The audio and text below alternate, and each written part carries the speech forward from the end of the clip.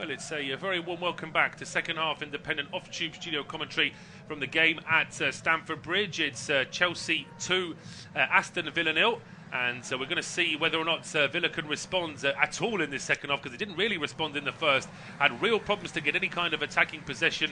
Did have a couple of chances, but really Watkins should have done better on at least 2 occasions. And other than the 2 goals that Chelsea got, they had a couple of other really good opportunities as well.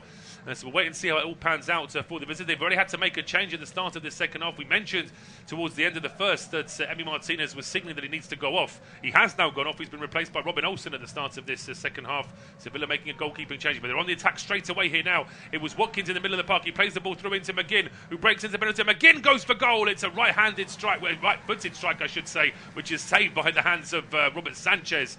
And it looks like the flag may have gone up in the middle of all of that as well. So nothing doing for that attack from Villa. It's very close to being level there, McGinn. But in the end, there was a save made and the flag goes up. It's myself, Paul Szczerbakowicz, and Will Maxwell taking you through the action in this second half. Will, Chelsea Villa forced into changing their keeper. But you just imagine that the way Chelsea are playing in the first half, they're going to feel very confident here in the second. Oh, of course, yeah, they've got no reason really to not feel confident. They were completely dominant in the opening 45-50 minutes that we played.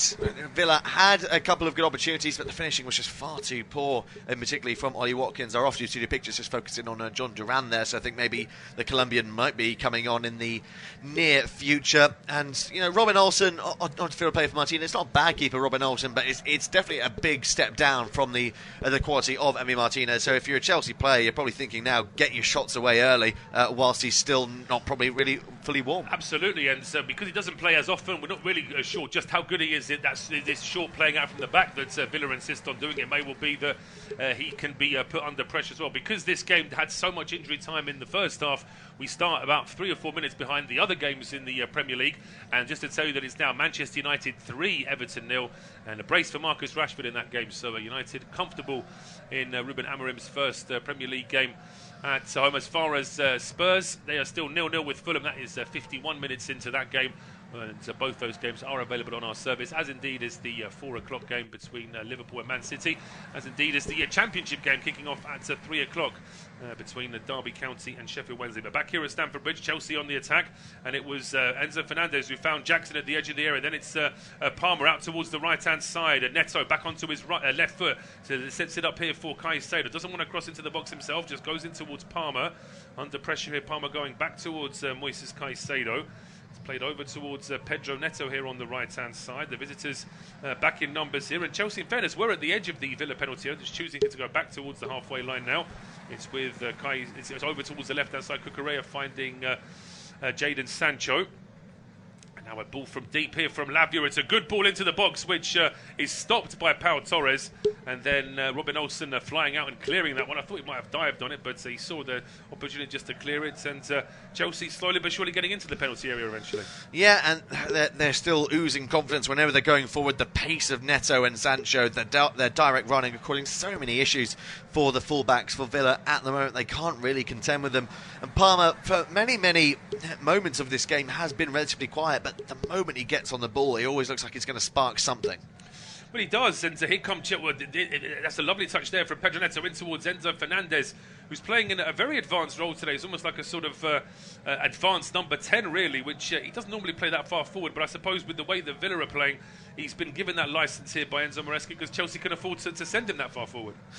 Yeah, they really can. I mean, they've only got 3 out-and-out defenders on the field today. Chelsea, Caicedo, it's technically at right back, but isn't really operating there. Almost a la Trent, sort of right back, but drifting into the middle, really, isn't he? Yes, he really is. And that extra man in midfield is just completely nullifying Villa on a multitude of occasions. Villa's only real opportunities have come from counter-attacks rather than anything build up with a load of possession. So something's got to give for Villa if they are going to get back into this. Well, it's a ball won back by... Well, Villa thought there might have been a foul in their favour. I think the referee has actually given it in their favour there. McGinn was brought down just as he tried to turn at the edge of the centre. Just to remind you, Stuart Atwell is our official, our match referee this afternoon. Free kick to Aston Villa just inside their own half, and Pau Torres launches a ball over the top. It wasn't a bad idea, but it's overhit. No real chance for Watkins getting on the end of that one. And on the one hand, I think Emery wants his side to do something a bit more urgent, but Pau Torres, if he's going to play a pass like that, he's got to be a bit more precise. Yeah, he's got to be more precise. When the moment that left his boot, it looked like he put way too much power on that. Watkins, very, very quick striker, but even if he does get on the end of that, he's being driven a little bit further wide than he would have liked, so if he gets a first touch, he's not really in a shooting position, and there was no one really around him to offer him too much support either. But it's Chelsea again trying to get on the attack. Long ball this time from the left-hand side. Cucurella. Sancho will chase that one.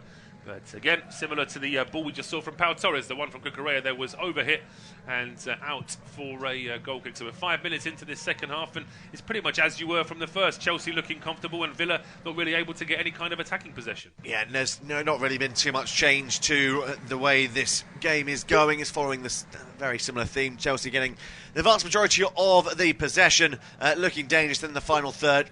Pass sometimes letting them down, and Villa just hoping for anything on the counter. Well, they're trying to push forward now, and Morgan Rogers finally finding a bit of space in the midfield, and then he threads the ball through towards the edge of the area. Rogers is taken out just as he makes that pass.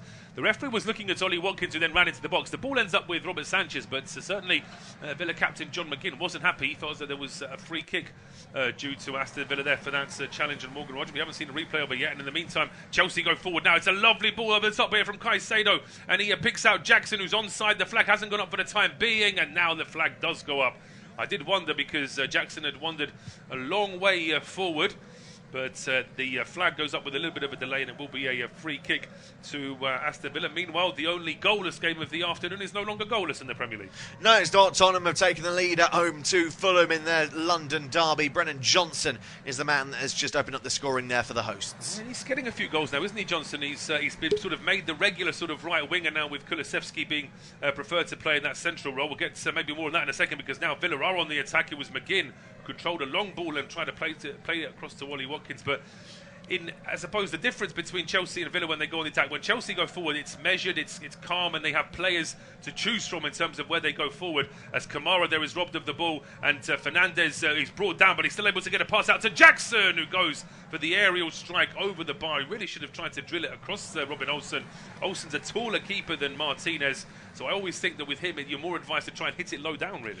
Yeah, I think that would have been the better option, but I think Jackson maybe wasn't expecting the ball to fall to him as kindly as it did. It took a wicked deflection off of Enzri Konsa, and he just puts his boot through it, never gets his body over it, and it's very central as well. Even if it is on target, it was always going to go over. I think Boubacar Kamara has been shown a yellow card for hauling down Fernandes in the beginning of that move. Well, he deserves it. I mean, it was certainly a tactical foul there from Kamara.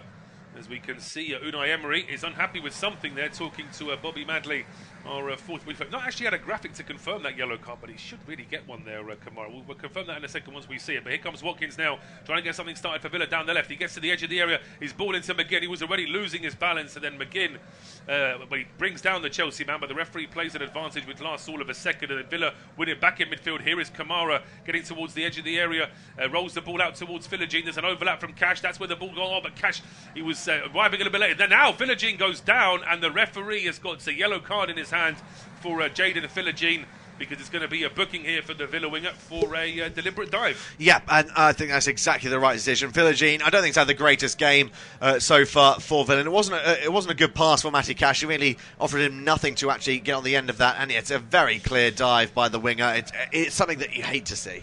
Well, but it's that blatant. As I say, you need to, in this day and age, you've got to be a little bit cleverer with your dives, and the fact that when the referee gave Philogene that yellow card, he ran back to his position like a schoolboy that had just been told off, tells me that he knows he's guilty, because footballers usually argue every decision with the referee, but Philogene never said a word, so he knew that he was called bang to rights there.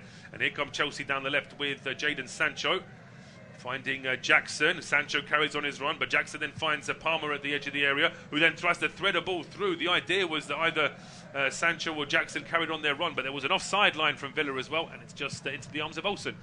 Yeah, not the greatest passes there by Cole Palmer. I thought he probably should have gone for goal. It opened up in front of him, but he tried to be unselfish, trying to lay it towards the run of either Jackson or Sancho, but there was never enough space for him to actually find that pass. It was always going to be quite comfortably gathered by Robin Olsen. So now rolling this one out towards Pau Torres, and Well, Telemans wants a free kick. Oh, sorry, it was Rodgers who dropped a bit deeper this time. He wants a free kick, feeling that he was brought down at the edge of his own box. As he was falling, he put the ball out for a throw to Chelsea. Referee says nothing doing. It is just a throw to the home side, although Chelsea have now gone back towards the halfway line with their possession. It's going to take something from Villa just to try and break this stranglehold that Chelsea really have on the game at the moment. Only 10 minutes into this second half, so there's still plenty of time for Villa, you would imagine. But certainly a third goal for Chelsea would completely put pay to any of those plans. It's now back with Colwill. It's to Cucurella. And finding a pass out towards the left-hand side. Here is Sancho. Back to Lavia. Sancho at the edge of the area, just trying to get away from Philogene. That was far too weak for Philogene. Sancho gets the ball off him, but actually the referee says there's a foul there from Jadon Sancho. I think that's a poor decision there from the referee. I completely agree with you that Philogene was just far too weak. Sancho just more determined to win the ball back. Whether or not there's a pull of the shirt, we didn't really get another angle of that. But we expect far more from Philogene in that area, and it is really just not had the rub of the green. Whenever he's got the ball, Cucurella's had the better of him, and his defending just hasn't been up to scratch. Now back with goalkeeper Olsen. Long clearance towards the halfway line. A bouncing ball, which Fofana had a few problems with, and Colwill can't get it either. Watkins now wins it back, and it's Philogene breaking into the box down the right-hand side. He's holding it up. He's trying to get it away from Cucurella, and it's the consolation prize, a poor consolation prize really from Villa in getting just the corner kick, whereas you look at the two players in the middle of the box there, Watkins really wanted that pass back from Philogene. Yeah, it just took way too long in releasing the ball. Philogene, who stood on the ball, should have been getting the ball into the area earlier or going for goal. Instead, he stands in it, allows the defenders to get back and shut off the angle. In the end, he's sort of in no man's land. He's very fortunate to come away with a corner. So we see Dennis Wise in the stands this afternoon. For a Chelsea man, 445 games for Chelsea, which in his time wasn't that incredible to have that many games for one club. These days, of course, it's quite rare to have that many appearances. It's the equivalent of around 11 straight Premier League seasons, it would be, or something along those lines anyway. It's going to be a corner kick here to Villa on the right-hand side. It's going to be an out-swinging corner from Yuri Tielemans. It's quite a flat ball in. It's headed up in the air by McGinn, and it lands on the roof of the net. McGinn just holding his head there as well. Might have had a bit of a clash of heads as he goes for that one. It's a set piece that's been and gone for Villa. It's still 2-0 to Chelsea. Yep, still 2-0 to the Blues. They're not really being placed under a great deal of pressure. McGinn was appealing for, I think, a penalty there for an arm to the side of the head, but I think McGinn was maybe making more of the contact than it actually was. Villa are just trying to do anything they can to get that advantage, to get back into this game, and maybe trying to use a little bit of the dark arts, but nothing's going their way. Yeah, well, if McGinn's using that opportunity just as he's gone to the touchline there to tell our fourth official that he was having his shirt pulled the entire time. We've got another break in play here now. This time it's Levi Colwill who's down for Chelsea. Just being checked over there. Fofana had trodden on the ball, and then it was Colwill that came across to try and stop Ollie Watkins. But as Fofana trod on the ball, it looks like he might have hurt himself there, but I thought it is in fact Fofana who's down. Colwill didn't have too much of a problem in the end. He's back up on his feet, but for the time being, we'll have to wait and see whether or not he can play on here, Wesley Fofana. That'll be a big blow. Fofana, fantastic defender, but he's had a real rotten bit of luck with injuries. Whenever he moved to Chelsea from Leicester, he hasn't had as many appearances as he would have liked, purely due to the fact that he just hasn't been able to get that run of injury-free performances. I mean, looking at the substitute bench for the host today, you're probably looking at Badiashile or Adarabi Oyo to come on in instead if he's unable to continue. It looks like it is Badiashile. That's the man that's stripped and ready. Yeah, Badiashile is ready to come on here, and Fofana, I mean, he's had his injury problems since he's arrived in West London, so he'll be hoping this is nothing too serious, but he's now making his way off the field, not making full strides here either, Wesley Fofana. He actually looks like he's got tears in his eyes as well. He knows that this injury is quite a bad one, although it's good news that he's able to go off on his own steam, of course. It's always a good sign that hopefully it's not too serious an injury. But Fofana off the field now, and he will be replaced, as Will mentioned, by Benoit Badiashile, who is now getting ready to come on. Chelsea number 5. It's been a tough afternoon for Aston Villa. Whether or not this defensive change for Chelsea helps them or not. I mean, they're just not getting enough of the ball in attacking positions anyway to be able to judge it. Yeah, no, absolutely right. Just seeing the off-tube studio pictures of Wesley Fofana at the moment. I've just had a little bit of research. This is only his 27th league appearance for Chelsea, and he joined in 2022. It just shows that how little game time he's been able to have, and even if it's not too long of an injury layoff, like a month or two in the grand scheme of things, it's still going to be so upsetting for him that he cannot catch a break. No, he can't, and Everton certainly can't catch a break. It's now 4-0 to Manchester United on 65 minutes there at Old Trafford. Josh Zirkzee with his second goal of the afternoon. And here come Chelsea now on the attack down the right-hand side. Pedro Neto's ball into the box, blocked by Pau Torres. Ball back here with Pedro Neto on the right-hand side, just holding it up, trying to think of he's rolling it back here towards Caicedo. Now Badishile square to Colwill.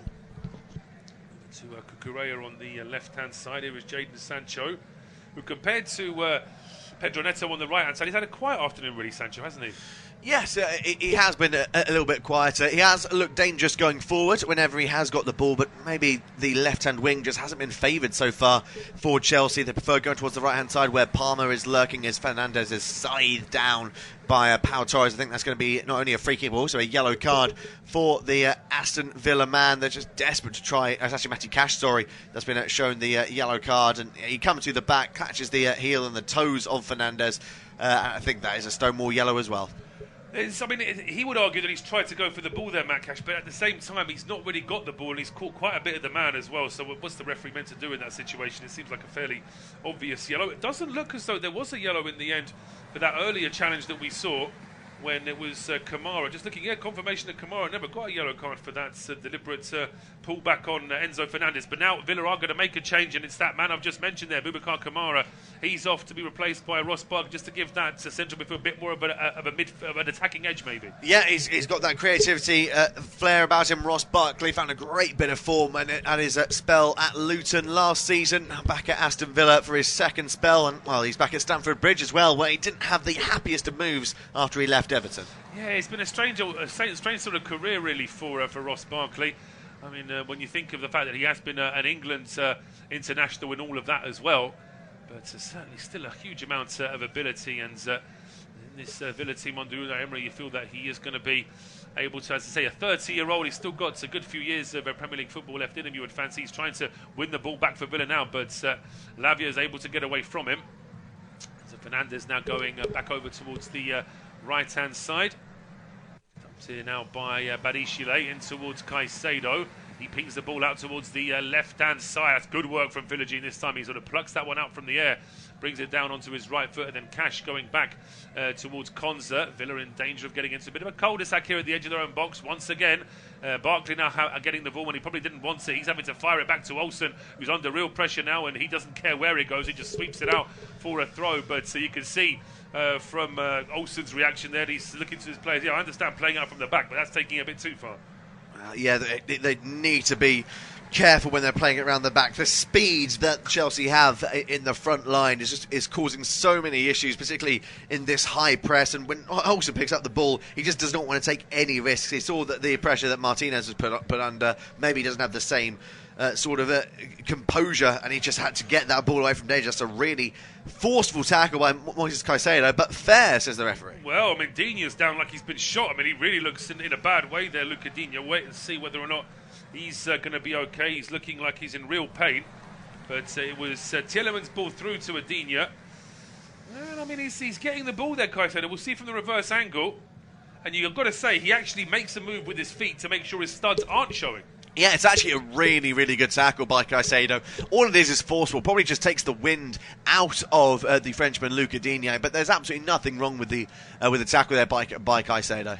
Yeah, just getting confirmation now that it is 1-1 at the Tottenham Hotspur Stadium. It's Spurs 1, Fulham 1. Fulham with the equaliser. We're just waiting for confirmation of the goal scorer of that goal for Fulham. And it's Tom Kearney, in fact, we can confirm, one of Fulham's longest-serving players there, getting the goal for Marco Silva's side. was, of course, in some excellent form recently, but Fulham haven't had a bad start to the season either.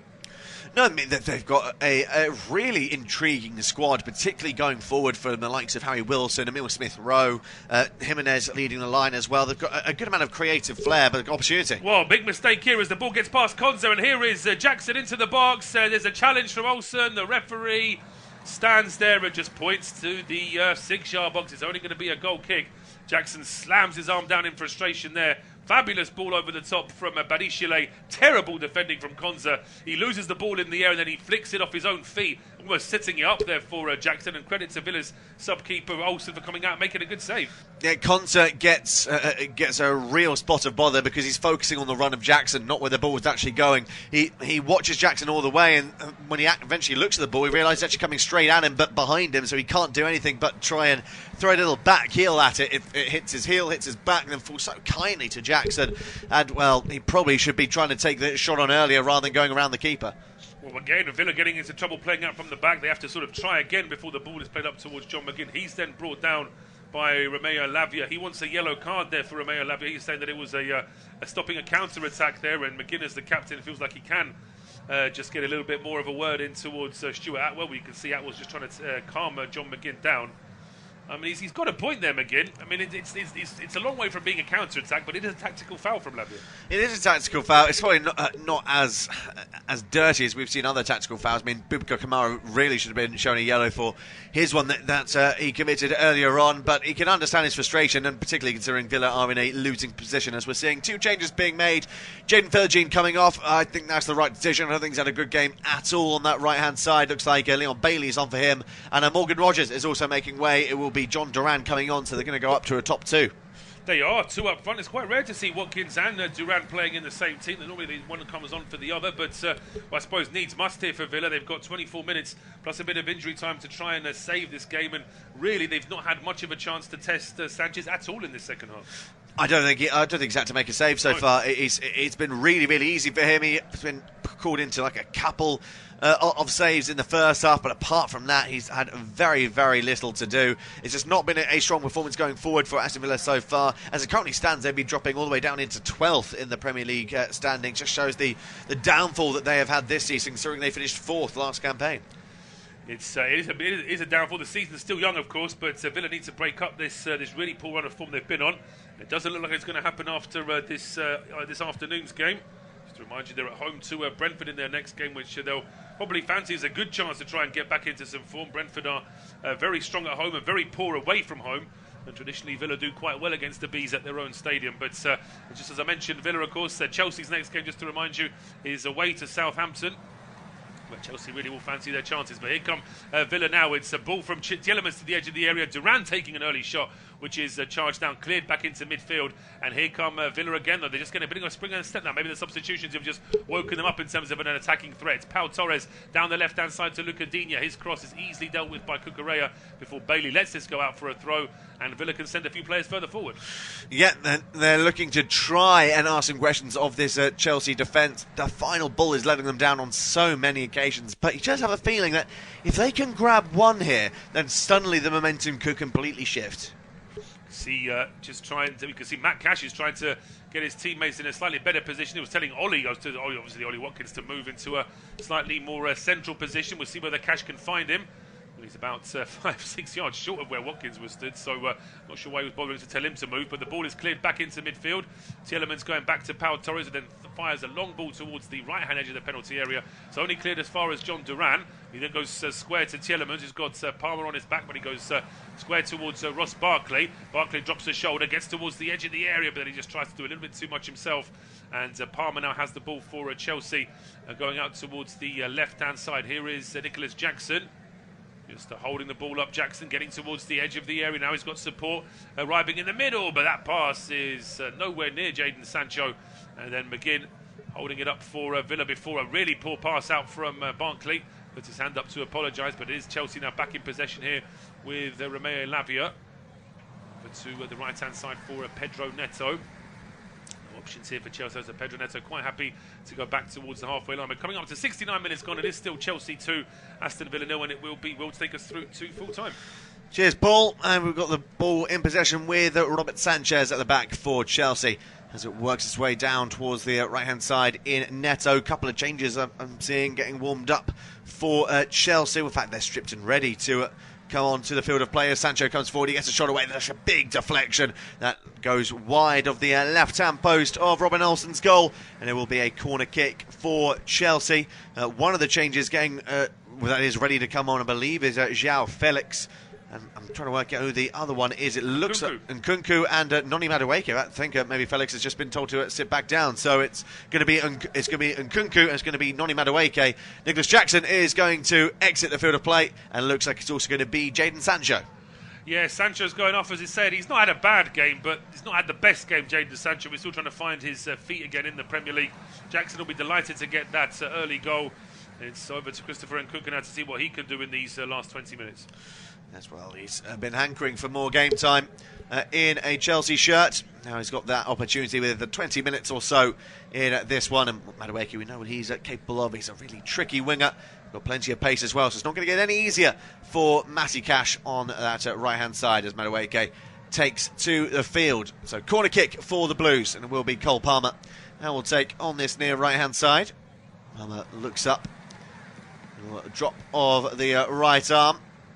To try and whip this into the area towards the far post. It falls to Cobble. His ball back in is blocked. Madueke with the delivery. Torres is there. Digne with his butt through it. And now John Duran will try and hold off his fellow Colombian in Caicedo. The pass by Barkley falls to Duran, who was on the floor, but he gets back up and manages to hold on to possession and find Yuri Tielemans. But the counter-attack is very much over from a momentum point of view. They hold on to possession with Digne on the left-hand side. McGinn with a good amount of space on this left wing. He digs out across towards the far post. Cucurella, right pace at the right time, will knock it out for a corner kick. Out for a corner kick as Villa just trying to force the issue a little bit more here down the left-hand side. McGinn's ball in is a decent one, just a little bit too high for Watkins, but at least it forces Cucurella into a defensive header and now a corner. There's another corner kick here for the visitors. Plenty of height and physicality to aim for in the middle. And, well, with 19 now minutes to go, they get one. Who knows what sort of ending we could be in for, as the referee is just going to go over and have a few words with some of the players in the area for a bit of pushing and shoving. Ross Barkley and Romeo Lavia in particular having a word, as well as Enzo Fernandez, who's almost hugging Ollie Watkins at the moment. I think the Argentine is just being told to get his arms away. Ball into the box. The flick on by Duran. A vital bit of defending there by Levi Colwill. Right place at the right time to flick the ball over his own goal. I think Sanchez had it covered, but Colwill probably couldn't take any chances. Yeah, it's a header there. It was a good header as well from Colwill, just to make sure that ball is going away from goal. It was Barkley and Duran jumping for that one. I think it was Duran that got to the final head to it, and it was a decent contact as well. But it's going to be another outswinger from Tielemans. Another opportunity here. They actually rank our highest for set-piece goals scored and headed goals in the Premier League this season. The referee again holding up the corner kick so he can have some more words. And I think he's seen another ball hit close to the field that he just wants away from the view. I'm unsure why that is, but we'll now continue. So, corner kick from the right-hand side. Of Concert, Watkins, Duran, Barkley all in the area. It's a dangerous delivery in, and it looks like the linesman is indicating the ball went out of play first before it actually went into the area, which is poor. Always an issue with the outswinger, isn't it? If it outswings straight away, then it's going to be a goal kick even before the attack's had a chance to start, and that's exactly what the linesman's indicating there. We'll see from this replay. No, it's Tell wrong. you what, I think he's gone a little bit soon with that one, the linesman. It looks like it to me it was always on the line. Yeah, and the I think the linesman has had a bit of a poor game so far. We get the offsides awarded, and that one in particular, I mean, he's right on the line. He should be able to see that the entire ball hasn't gone over. Well, I don't really understand why he's flagged for that, because if it did go out of play, then it would have been caught by VAR anyway. And instead he's completely stopped an attack for Villa that could have come to some form of fruition, as we're seeing in the second half. That Aston Villa, despite not really doing too much going forward, they're actually got more shots and more on target than Chelsea in the second half.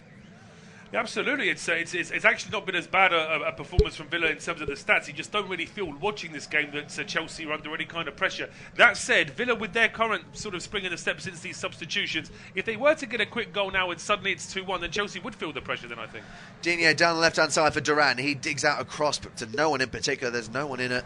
White and light blue anywhere near offering support as Palmer's allowed to break forward here. Big opportunity now for the Blues. Palmer trying to get away from Pau Torres, does so. Cole Palmer gets onto his left boot. Can he get a shot away? Blocked by the Spaniard. Falls back to Palmer inside the area though. Support in Enzo. Palmer once again doesn't have the space to get a shot away, so goes short to Marco Correa. And now Neto, who's actually taking up residency on the left-hand wing. Madueke on the right. Neto, top of the shoulder. His cross blocked well by Matty Cash, and that goes out for a throw-in. It was a really good opportunity that, though, for Cole Palmer, and arguably should have done a little bit better. Again, it's another performance from Palmer where he's not playing badly, but it's just a long way off what we expect from him and his very, very best last season. And again, it's one of those we'd expect him to do a little bit more, but Chelsea still have this throw-on in an attacking position. Cucurella will take this throw-in. Neto tries to offer some support. Cucurella then takes the long throw-in, flicked on by Nkunku, turned away by Concert. Caicedo rising highest, completely flattening John Duran. It's actually a Benoit Badiashile that completely went through the back of the Colombian strikers.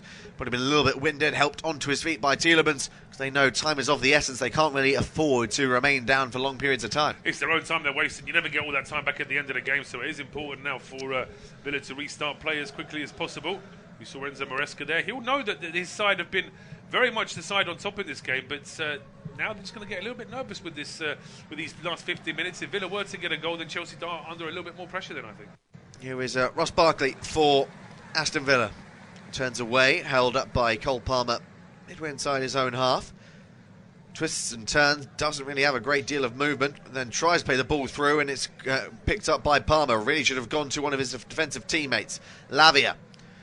Enzo, opportunity now on the left-hand side for Pedro Neto. Towards Cucurella.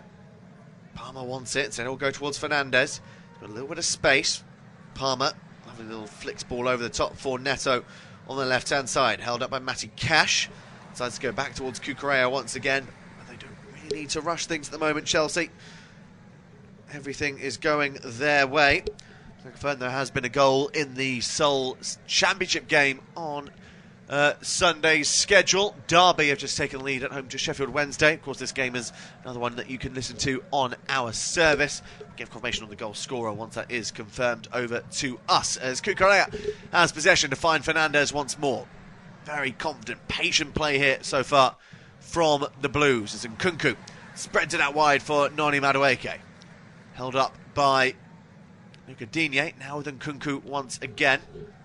It's back for Caicedo. Madueke trying to take on Luca Digne. Finds Nkunku once again. Nkunku away from Ross Barkley. 1-2 with Fernandez. Over towards Cucurella. Neto maybe slightly too far ahead of him, but does well to dig out across it and lose. Nkunku couldn't quite find Palmer. Just don't think he was brave enough to stoop down for the header. No, I think he hesitated for a second, and that allowed the defenders to make a clearance. But then Villa make a mess of this. It's a shame because they had Duran and Watkins charging forward towards the Chelsea penalty area, but the pass was over here and it's straight to Robert Sanchez. And now they just come forward once again. Chelsea can confirm the goal scorer for Derby is Ebu Adams in that game. In the other two Premier League fixtures, it remains Manchester United 4, Everton 0, Tottenham 1, Fulham 1 at the Tottenham Hotspur Stadium. Neto looking for Nkunku. Good tackle there by Konza. Barkley towards Leon Bailey, who's been pretty absent so far since he's come onto the field of play. Tielemans gets away from Palmer. Barkley then scythed down there by Enzo Fernandez. That's going to be a free kick. It looks like he's going to avoid a yellow card, the Argentine. Barkley will go back for Konza. And Villa will start a new attack on this right-hand side now with Matty Cash. But again, the lack of movement ahead of the Villa players so far is really hampering them. They've got no option but just to go lateral. They haven't got any option, no. It's also the fact that Chelsea are playing quite high, so it's forcing those Villa forward players just to drop a little bit deeper. But as you say, there's no options here. When Villa are playing out from the back, they get to around about the halfway line and realise that all they've got is Watkins and Duran in central positions, surrounded by blue shirts, and they're sort of stuck, really, aren't they? They are, as opportunity for Torres. Plays the ball through. Watkins gets away from Badiashile. Through ball for Bailey on the right-hand side. This is an opportunity now for the Villains. Bailey taking on Cucurella. A few step-overs. Watkins wants it, does too much. It's really good defending by the Spanish fullback Marc Cucurella. Gets a vital toe in and completely stunts the Villa attack. He does. The Villa attack barely even got a chance to get going, and it's been a feature, sadly, of the game for Villa most of the afternoon, that there's none of their attacks, or most of their attacks, haven't really had a chance to develop into a shooting opportunity. Not so far as Levi Colwill goes back towards Robert Sanchez once again. About 11 minutes remain of added time of normal time, I should say, in this contest. Villa still have one more change that they can make. Chelsea have two more, if needs be. Neto down the left-hand side, trying to take on Massey Cash, held up by the Polish international, before going back towards Cucurella. Nice little roulette turn by Enzo Fernandez, oozing with confidence at the moment, the second goal scorer for Chelsea.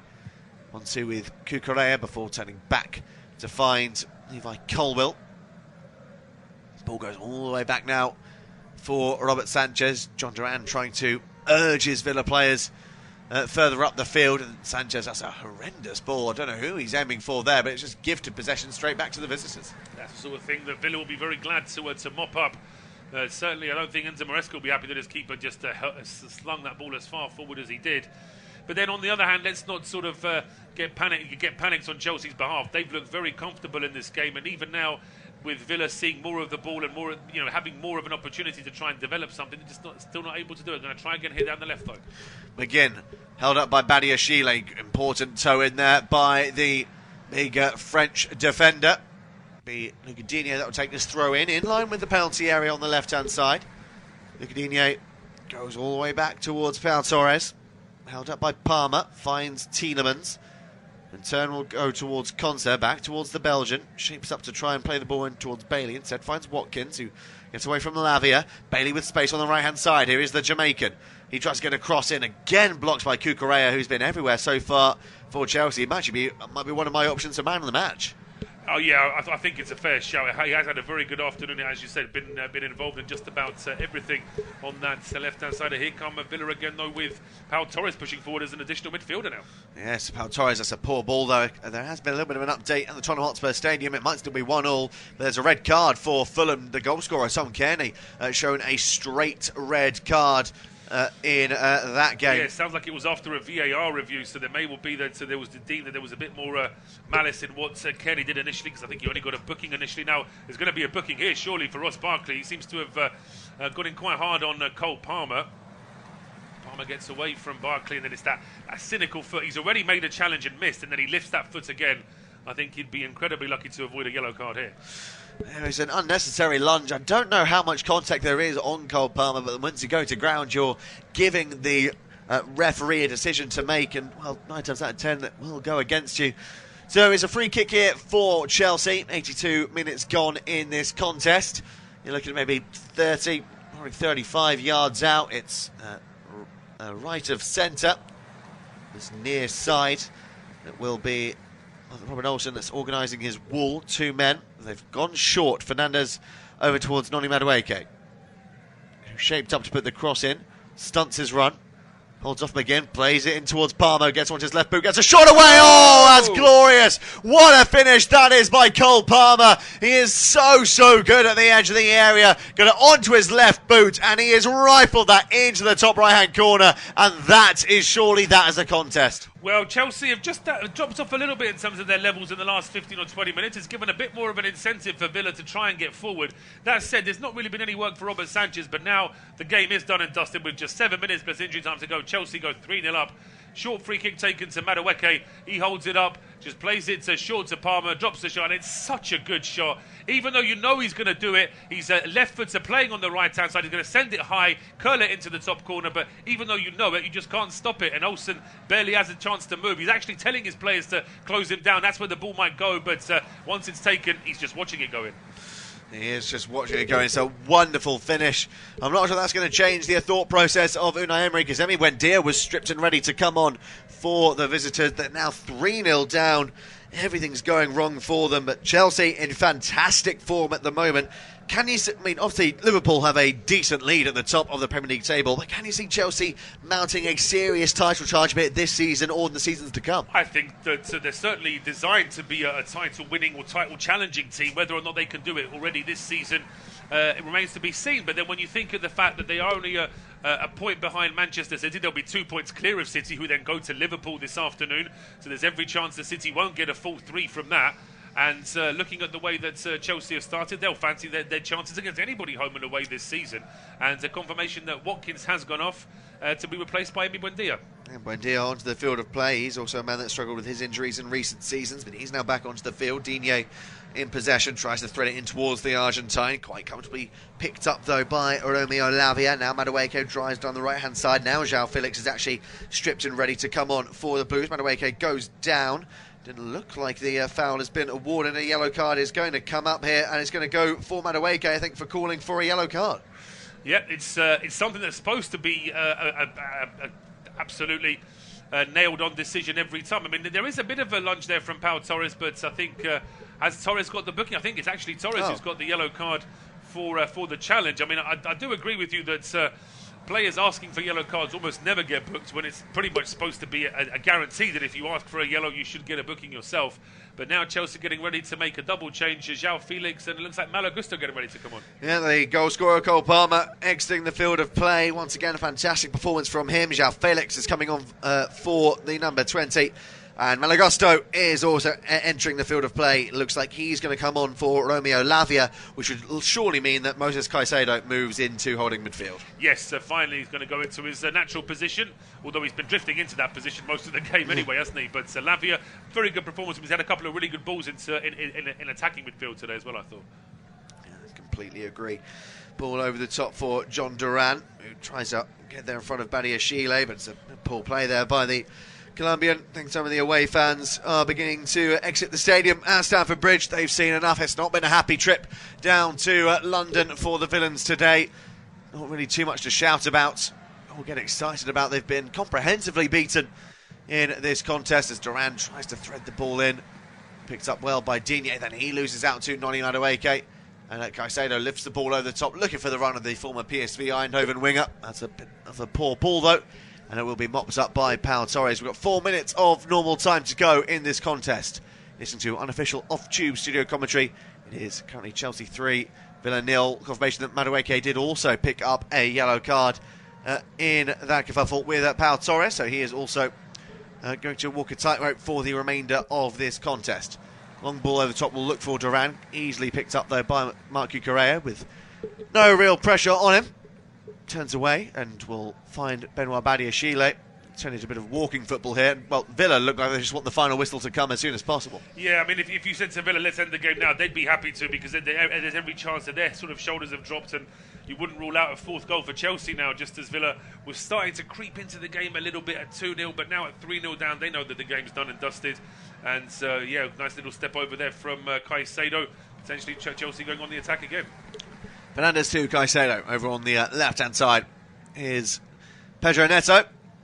With Caicedo towards Augusto once again. Badiashile will find Cowell on the left-hand side. Patient build-up here from Chelsea, but they're just holding on to possession. No real cutting edge about their passing so far. With results as they are in the Premier League. As mentioned, Chelsea go up to third, 2 points above Manchester City and Brighton.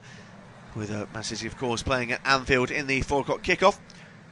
Aston Villa would drop down to 12th. Everton would remain in 15th in their 4-0 current loss to Manchester United as Felix comes forward. It's a good opportunity there. Felix it's a good save. And Madueke somehow saved again. And then Felix can't get the rebound in. I don't quite know how Chelsea have failed to get a fourth there. The first of it was well saved by Olsen. And I'm not sure how that the second from Madueke doesn't go in. Well, Pau Torres gets turned on the halfway line, and then João Felix runs all the way to the penalty area. His strike saved by Olsen, and then credit to Olsen for making the second save as well. It's going to be a booking now for the Chelsea substitute, João Felix, because that's Villa playing out from the back.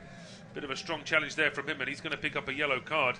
Knows that he's got one coming for that one. But this is all great for Chelsea. They brought players off the bench. They're ready to play. And I mean, that's a really poor challenge there from João Felix. But it's quite a dangerous one. Yeah, it's a bit of a scissor tackle, which can be really, really dangerous. It's the second yellow card of the season, and he immediately went to apologise and said to the referee, yeah, that's definitely a yellow, I completely agree. As Barkley tries to get away from Enzo Fernandez, holds off the Argentine, and then does a delicate toe poke to Emi Buendia. I think it's going to be a free kick and a chance for Villa to restart an attack. The best they can hope for now is a consolation goal. The Villains, there's no realistic chance of a comeback with just 1 minute of the 90 to go. Badiashile then hauls down John Duran, be a free kick, and again the referee is not giving yellow cards for these really cynical fouls. Well, he's calling somebody over here now, and if you're going to call a player over with 45 seconds of time to play, you need to book him. This is not the time to be giving somebody a lecture. To me, there have been too many situations where the referee has allowed, as you say, the deliberate tactical fouls, the pulling of the shirt, the stopping of a player. We see, well, actually, you made the point earlier that Madueke was asking for a yellow card. I think that Madueke, we can now confirm Madueke did get a yellow card. Just want to see confirmation that after all of that, Pau Torres never did. So it was my esteemed colleague who called it right the first time. Pau Torres didn't get a yellow card for the challenge, but Madueke did for asking for the yellow himself. Yeah, so he's the man on a yellow. Can confirm that Manchester United have beaten Everton by 4-0. Quite comfortable victory in the end there for the Red Devils as they look to try and get back up towards the European spots. 5 minutes of added time showing us the ball into the area. Will it fall to Pau Torres on the stretch? A vital bit of defending there by Levi Colwill. Quickly getting over to shut down the angle. The free kick completely caught out Chelsea there, and it almost was 3-1. Almost 3-1, yeah. It's Durant does well to get a touch on it, but in fairness, Sanchez is out very quickly as well, just to make sure he narrows the angle. And then Colwill came over to block the rebounded effort by Pau Torres. Confirm that win for Manchester United has sent them up into 9th place as it currently stands in the table. The ball over, will be cleared away, hit by John McGinn. That'll go quite comfortably over the crossbar of Robert Sanchez. United in 9th, they could drop down a place should Fulham get a late winner at Tottenham, as unlikely as that would be. As Tottenham themselves, they move up to 7th with a point. They're in the 5th minute of added time in that game. So still time for things to change as we wait for Robert Sanchez to take this goal kick. As we do so, we're obviously into the added time. Do you have a man of the match in mind, Paul? Oh, it's a difficult one. I think that looking at it's obviously going to be someone from the Chelsea 11. I thought that Fernandes had an excellent first half, but he's not been as visible in the second half. Jackson had really good moments in the first. You mentioned Cucurella, Pedro Neto as well. If I was forced to put one name on it, I think just because of how he's come into the team today, I might just go with Enzo Fernandez, I think. Enzo Fernandez has had a fantastic game so far, and he's also been wearing the captain's armband in the absence of Reece James, and I think for the most part he has led by example. So a really strong performance from the Chelsea number 8. Throw in for Villa. It's actually going to be a free kick, so I do apologise. It was Nkunku's foul on the fullback. Looks like our off-tube studio pictures has given the player of the match to Cole Palmer. He's made 23 appearances now at Stamford Bridge and scored 22 goals. It is quite the record in front of his own fans as Colwill finds Madueke, who just will bring that ball over towards the right-hand side. Gets away from Pau Torres. Finding Malagusto. Now for Caicedo, a few 1-2s with Cucurella. Eventually gives it to Gusto, and they're toying with Villa at the moment with these quick passing, drawing them in and then getting it into space to ensure that they can't get a hold of the ball. It's been a real strong showing from Chelsea today, and this is a statement victory because even though they are in poor form, Aston Villa, they're still not an easy side. No, they're not an easy side. It's Villa play on Tuesdays and Wednesdays in Europe, and Chelsea play on Thursdays. But yet, it's the side playing on a Thursday that's looking a lot more accomplished in the game and in the season so far. I mean, you just felt that with all the money that Chelsea spent, all the ambition that the owners have, albeit maybe sometimes a little bit quick to spend the money, but you know, now that they have given Enzo Maresca that little bit more license just to try to sort of thin down the squad, and it has worked. And Chelsea do look a lot more of a cohesive unit than they did for pretty much most of last season, I would say. I'd have to agree as Cucurella brings this ball forward. We'll find Malo Gusto. There's a good ball in towards Nkunku, and then with the outside of his boot flicks it over towards Pedro Neto on the left-hand side. So we'll find Enzo Fernandez away from Ross Barkley, back towards Cucurella once again. The game in the Tottenham Hotspur Stadium is still going in the 7th minute of added time in that fixture, as we enter the final minute and 15 seconds of ours. Ball over towards the right now for João Felix. Finding Madueke, a bit of an awkward first touch, and then Buendia tackles back and pokes the ball away for a throw-in for Chelsea on this near right-hand side, taken quickly by the winger. Felix then goes back towards Badiashile, away from Duran. Bit of an awkward ball towards Robert Sanchez, who takes his time and just puts his boot through it. Knocked down by Pau Torres. A good take there by Caicedo. Nkunku makes the run down the middle, and he's found as well. Here's Nkunku. Will he go for goal? He will. Edge the area, just wide of the left-hand post. Decent effort there by the Frenchman. Was composed, took his time. But it goes just wide of the mark. He's just wide of the mark. He's desperate to get a goal, isn't he, towards the end of the game. Looking at that replay, actually never quite gets the curl that Nkunku wanted there, I don't think. No, in the end, maybe could have done a little bit better there, the former RB Leipzig man. Goal kick for Aston Villa. Robin Olsen just telling his teams to go further forward. Hopefully for Villa, if they take this, the final whistle will be blown as we enter the final 10 seconds of the minimum of 5 shown, and looks like the referee isn't going to wait any longer. The full-time whistle has been blown. The final score in this contest is Chelsea 3, Aston Villa 0, and we'll see you in the next one.